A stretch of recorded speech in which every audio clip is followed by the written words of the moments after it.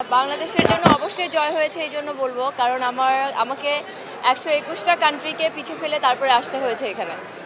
আর বাংলাদেশ থেকে এই প্রথম কেউ মিস ইউনিভার্স থেকে পজিশন পেল, এবং এবং বাংলাদেশের মানুষ যেভাবে এটার জন্য এগিয়ে এসেছে এবং যেভাবে ভোট করেছে, স্পেশালি সাধারণ জনগণ যেভাবে নেমে এসেছে, ইট মিনস এটাই আমাদের জয়ী। এবং আমার কাছে মনে হয় এর পরবর্তীতে যারা যাবে, এবং আমার কাছে মনে হয় একটা একটা একটা প্রোগ্রামে একটা রেজাল্ট আসবেই। সেই রেজাল্ট কেউ ফার্স্ট হবে, কেউ সেকেন্ড হবে, কেউ ফিফথ হবে, কেউ 30 হবে। বাট এখানে প্রত্যেকটা কন্টেস্ট্যান্ট পারফেক্ট এবং প্রত্যেকটা কন্টেস্ট্যান্ট অনেক প্রিপেয়ার্ড। সো সেই জায়গা থেকে আমরা বাংলাদেশিরা ফার্স্ট টাইম কোনো পজিশন পেয়েছি, এবং আমার কাছে মনে হয় এটাই আমাদের জয়ী।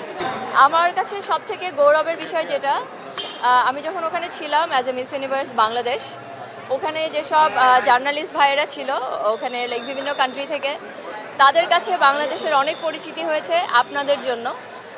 আমাদের আমার জন্য যারা ভোট করেছেন, যারা আমার জন্য কমেন্ট করেছেন, যারা আমার ভিডিও শেয়ার করেছেন, প্রত্যেকটা মানুষ কিন্তু হেল্প করেছে বাংলাদেশের পরিচিতির জন্য।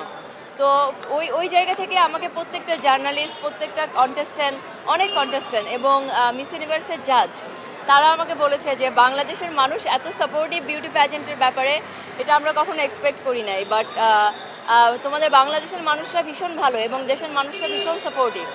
সো এটা আমার জন্য একটা সবথেকে বড় গৌরবের বিষয় অ্যাজ এ বাংলাদেশি।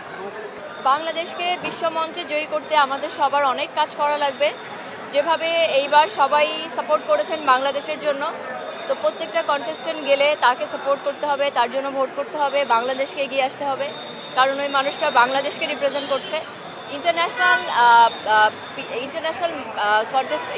কন্টেস্টেন্ট এবং ইন্টারন্যাশনাল পাবলিক যখন দেখবে যে বাংলাদেশের মানুষ বিউটি প্যাজেন্টের ব্যাপারে এত serious, like Thailand, like Philippines, এই দেশের মানুষরা কিন্তু অনেক সিরিয়াস বিউটি প্যাজেন্টের ব্যাপারে। সো বাংলাদেশের মানুষ ফার্স্ট টাইম এত সিরিয়াসনেস দেখাচ্ছে।